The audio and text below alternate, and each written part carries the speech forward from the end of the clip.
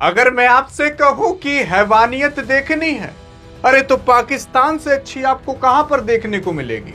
अरे वो पाकिस्तान जो पीओजेके यानी कि पाकिस्तान ऑक्युपाइड जम्मू कश्मीर में एक बार वापस से खुलेआम गोली चलवा दिया और कितने लोग मारे गए, कितने घायल हुए, क्या हुआ, अरे सुन करके अभी आप दंग हो जाओगे। सवाल ये उठता है कि पाकिस्तान आखिरकार पीओके के अंदर नरसंहार क्यों कर रहा है। सवाल ये उठता है कि आखिरकार पीओके के अंदर ऐसा क्या हो रहा है कि पाकिस्तान अब संभाल नहीं पा रहा, और पीओके के लोग अभी ही इतनी तेजी से क्यों ये मांग करने लगे कि पीओके से पाकिस्तान की आर्मी वापस जाए, हमारे देश को छोड़े और हम हिंदुस्तान में वापस से शामिल हो जाएं। क्योंकि ये सबको पता होना चाहिए, पीओके जो आपको अभी ये चित्र दिख रहा है स्क्रीन पर, इसमें जो जम्मू कश्मीर का लगभग 20 से 30% वाला एरिया है ना, ये पीओके है और इस पर पाकिस्तान ने काफी समय पहले से ही कब्जा करके रखा है और ये दुनिया को पता है। अरे दुनिया को पता है कि ये पीओके वाला एरिया भारत का है और पाकिस्तान कहता है हमारा है। लेकिन पाकिस्तान ने आज तक यहां पर ना नौकरियां दी हैं, ना कुछ भी इंफ्रास्ट्रक्चर डेवलप कराया है, ना नागरिकों के लिए कुछ किया है। अरे बिजली भी यहां तक नहीं है और इंटरनेट की सुविधा तक नहीं है। जानते हो क्या हो रहा है? आप खुद देख सकते हो। पाकिस्तान अधिकृत जम्मू कश्मीर यानी कि पीओजेके में पाकिस्तानी सुरक्षा बल और रेंजर्स, सुरक्षा बल और रेंजर्स का मतलब होता है, सुरक्षा बल का मतलब तो आप जान ही गए होंगे, रेंजर्स का मतलब वहां पर आर्मी को रेंजर्स कहते हैं, द्वारा प्रदर्शनकारियों पर की गई गोलीबारी से हालात बेहद तनावपूर्ण बने हुए हैं। हालिया रिपोर्ट के अनुसार मीरपुर के जो डडियाल इलाके में हुई ताजा गोलीबारी में मोहम्मद याकूब नामक एक नागरिक की मौत हो गई और कई अन्य लोग गंभीर रूप से घायल हो गए। जानते हो क्या हुआ था? एक बार वापस से, इससे पहले कुछ दिन पहले जब पाकिस्तान ने खुलेआम जनता पर गोली चलवा दिया था और करीब 200 से ज्यादा लोग मारे गए थे और कम से कम 200 या 400 लोग घायल भी हुए थे, तो उसके बाद काफी ज्यादा तनावपूर्ण पीओके के अंदर बना हुआ है माहौल। अब क्या है, एक बार वापस से पाकिस्तान ने पीओके के अंदर जो मीरपुर का इलाका है वहां पर गोलीबारी चलाई और उसमें एक लोगों की मौत हुई। वैसे तो कईयों की मौत हुई, लेकिन बताया जा रहा है एक, और कई लोग घायल हुए। और उसी के ही साथ साथ यहां पर अगर आप देखोगे, यह आंदोलन मुख्य रूप से जम्मू कश्मीर जॉइंट अवामी एक्शन कमेटी यानी कि JAAC कर रही है। अब ये JAAC है क्या? JAAC पीओके के अंदर एक ठो गठबंधन, या गठबंधन क्या कह सकते हो, एक कमेटी है। ये कमेटी का मांग करना है कि जैसे भारत के अंदर कॉकरोच जनता पार्टी नहीं बनाई गई, ये मांग कर रहे हैं कि प्रधान का इस्तीफा दिलाओ, अरे धर्मेंद्र प्रधान का, एजुकेशन मिनिस्टर का। वैसे ही JAAC जो है यानी कि जम्मू कश्मीर जॉइंट अवामी एक्शन कमेटी, इनकी मांग क्या है? अरे इनकी मांग कुछ नहीं है यार, इनकी मांग ये है कि आर्थिक राहत मिले, बिजली मिले, खाद्य मिले और तमाम चीजें मिले। ऐसे टोटल 36 से 38 इन्होंने मांग रखी है कि भैया पाकिस्तान वाले रोड दे दो, खाने पीने को दे दो, नौकरी दे दो, बिजली दे दो, हमारे बच्चों की सुरक्षा के लिए, माँ बहन की सुरक्षा के लिए कुछ तो दे दो। कुछ भी नहीं है यहाँ पर। यही कमेटी यहाँ पर मांग उठा रही है, लेकिन मांग सुनी नहीं जा रही। और जब लोग रोड पर आ रहे हैं प्रदर्शन करने के लिए, तो जहां पर भीड़ दिख रही है वहां पर गोलीबारी चला दी जा रही है, लोग डर के मारा भाग जा रहे हैं, ऐसा माहौल है। लेकिन आप सोच रहे होंगे कि यार इतना सब कुछ हो रहा है, इंटरनेट पर तो हमें कुछ नहीं दिख रहा। अरे दिखेगा कैसे? अभी आगे आपको पता चलेगा क्यों नहीं दिख रहा।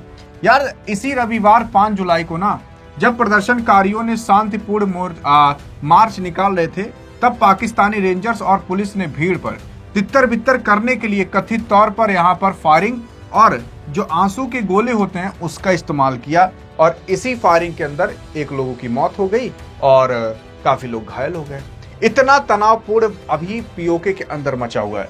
अभी इसके पीछे का एक राज है, वो राज मैं आपको बताने वाला हूं, आप सुनकर अभी दंग हो जाओगे। फिर उसके बाद सरकार ने इस प्रदर्शन को कुचलने के लिए बड़े पैमाने पर धरपकड़ शुरू किया। JAAC के प्रमुख नेता जो शौकत नवाब मीर सहित 600 से अधिक नागरिकों के आधिकारिक कार्यकर्ताओं को गिरफ्तार कर लिया है। मतलब 600 से ज्यादा लोगों को गिरफ्तार किया गया है और जेएएसी के जो प्रमुख नेता हैं उनको भी गिरफ्तार किया गया है। अरे मैं आपको बता दूं, जो जेएएसी का मेन हेड 2-4 लोग हैं उनके ऊपर तो इनाम रखा गया है कि इनको चाहे जिंदा दो चाहे मुर्दा दो, बस पाकिस्तान की आर्मी को दे दो। कई डॉलर या कई लाख रुपए इस तरीके से इनाम रखा गया। अब सवाल उठता है कि इतना सब कुछ हो रहा है पीओके के अंदर, जो भारत का ही एरिया है, पाकिस्तान ने कब्जा करके बैठा है। काफी लोग कहते होंगे कि अरे ले क्यों नहीं लेते यार पाकिस्तान से ये पीओके वाला एरिया। यार लेने को तो ले लें, लेकिन पीओके आप देखोगे पाकिस्तान उस पर कब्जा करके बैठा है। काफी समय हो गया कब्जा करके बैठे, तो पाकिस्तान को लगता हमारा ही है। अब अगर भारत जाकर पीओके अभी के अभी ले ले तो यार देखो, युद्ध का मतलब होता है कि हम कैसे भी करके उनको क्षति पहुंचा दें और उनको इतना मार दें कि वो मारने लायक ना रहे। लेकिन पीओके में होता है, मतलब युद्ध में होता है उसका उल्टा, कि हम गए युद्ध करने, हमारा भी उल्टा नुकसान हो गया। हम मारे 200 लोगों को, 100 लोग हमारे भी मर गए, तो उसमें घाटा हो जाता है। और दूसरी चीज, यहां पर अगर भारत पीओके ले भी ले तो पगला पाकिस्तान, उसके पास तो यार परमाणु बम भी है। अब आप कहोगे कि क्या भारत के पास नहीं है? अरे भारत के पास भी है, लेकिन अगर कहीं पर भी एक परमाणु बम गिर जाए तो आप जो सोचते हो हिरोशिमा नागासाकी में जो गिरा था ना बम, वो भैया वो तो केवल एक बच्चा था। अब के जो परमाणु बम है वो उससे 10-10 गुना तेज दगेंगे, वो करोड़ों लोगों को लेकर सिमटेंगे। इस वजह से परमाणु बम तक ना बात आ पाए, कुछ स्ट्रेटेजिक गेम खेले जा रहे हैं। अभी पीओके के अंदर पाकिस्तान ने इंटरनेट की सुविधा बंद कर दी है और इसी वजह से आपके सामने ये जितने भी यहाँ पर प्रदर्शन हो रहे हैं, कोई भी प्रदर्शन आपके सामने नहीं आ रहा होगा। लेकिन यहाँ पर एक बहुत बड़ा खेल है। वो खेल क्या है? वो भारत खेल रहा है, क्योंकि मैंने आपको 1 साल पहले ही बताया था कि भारत को पीओके लेना ही पड़ेगा अगर इनको इलेक्शन जीतना है। तो अगला समझ आ रहा है?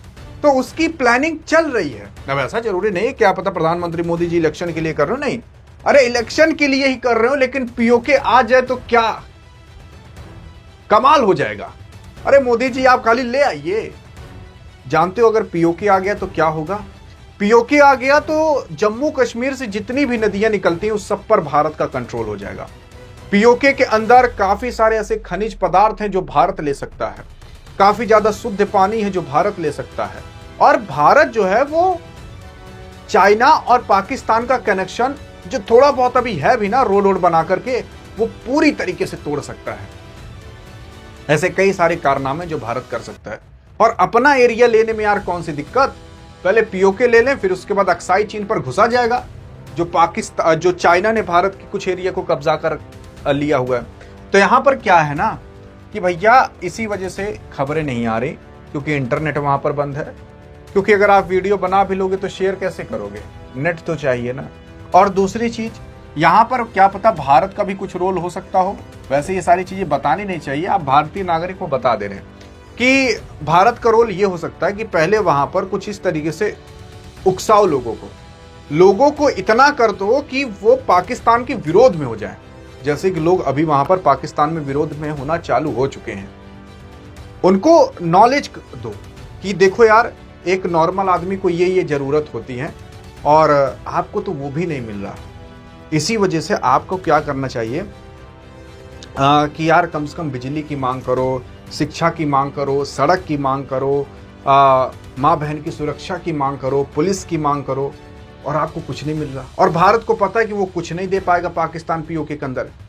और जब लोगों की ये सारी चीजें पता चलना चालू हुई तो लोग आवाज उठाना चालू किए, और जब अब आवाज उठा रहे हैं तो अब लोगों को पता चल रहा है कि हाँ वाकई में यार पाकिस्तान तो हमारे लिए कुछ कर ही नहीं रहा था।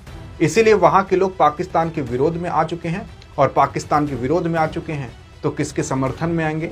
अरे सिंपल सी बात है, भारत के समर्थन में आएंगे।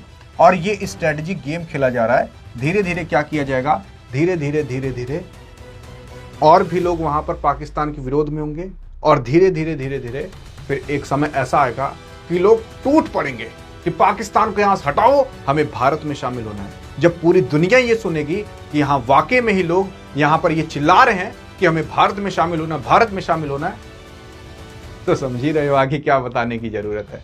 अगर आप देखोगे तो यहां पर क्या है कि प्रदर्शनकारियों ने सरकार को अपनी मांग को पूरा करने के लिए 48 घंटे का अल्टीमेटम दिया है। 48 घंटे बाद आपको बहुत बड़ी न्यूज को सुनाई दे सकती है। JAAC जो आगामी है उसने 27 जुलाई को होने वाले अस्थायी चुनाव को बहिष्कार करने की भी यहाँ पर बात की है। असल में POK के अंदर इलेक्शन होने वाले हैं, तो पाकिस्तान वहां पर इलेक्शन कराएगा, तो इसी वजह से यहाँ पर बहिष्कार करने की और बाकी तमाम बातें हो रही हैं कि जब तुम इलेक्शन यहाँ पर करा रहे हो, नेता अपने बैठा रहे हो, तो कुछ सुविधा क्यों नहीं दे रहे। तो ये सारी बातें हैं। उसी के साथ साथ बिगड़ते हालात के बीच अस्थायी नेता और कार्यकर्ताओं ने भारत सरकार और अंतर्राष्ट्रीय समुदाय मानवीय मदद के लिए यहाँ पर अपील की है। भारत से अपील की है। किसने? POK ने। समझ आया? और अंतर्राष्ट्रीय लेवल पर भी की है, ताकि भारत में तो खबर आए, प्लस उसी के साथ साथ अंतर्राष्ट्रीय लेवल पर भी ये बात जाए, ताकि दुनिया भी जाने वाकई में यार POK के लोग पाकिस्तान को नहीं मानते। अब ये धीरे धीरे बातें और बढ़ेंगे POK की। आपको समय दर समय आपको सुनाई देगा। मैंने आपको जब ईरान का युद्ध हो रहा था तभी मैंने आपको बताया था। आप कह रहे थे कि अरे सर भारत कब आएगा, POK कब आएगा भारत में। लो, काम चालू हो चुका है, अभी केवल नींव डल रही है। देखो, नींव डलने में टाइम लगता है। जब बिल्डिंग खड़ी होती है तो एक ही बैग हो जाती है, तब समय नहीं लगता। वैसे यहां पर भी अभी बीज बोए जा रहे हैं पाकिस्तान के विरुद्ध। फिर जब फसल कटना चालू होगी तो आप देखोगे करे मोरे मायरे, ये तो POK वाकई भारत में आ गया यार, बिना कुछ किए ही। यही सच्चाई है। बाकी आपको क्या लगता है कि कब तक आएगा? मैंने आपको सारी चीजें बीज से लेकर फसल कटने तक बता दी। अधिक जानकारी चाहिए तो वीडियो मिलते हैं, तब तक लिए जय हिंद जय भारत।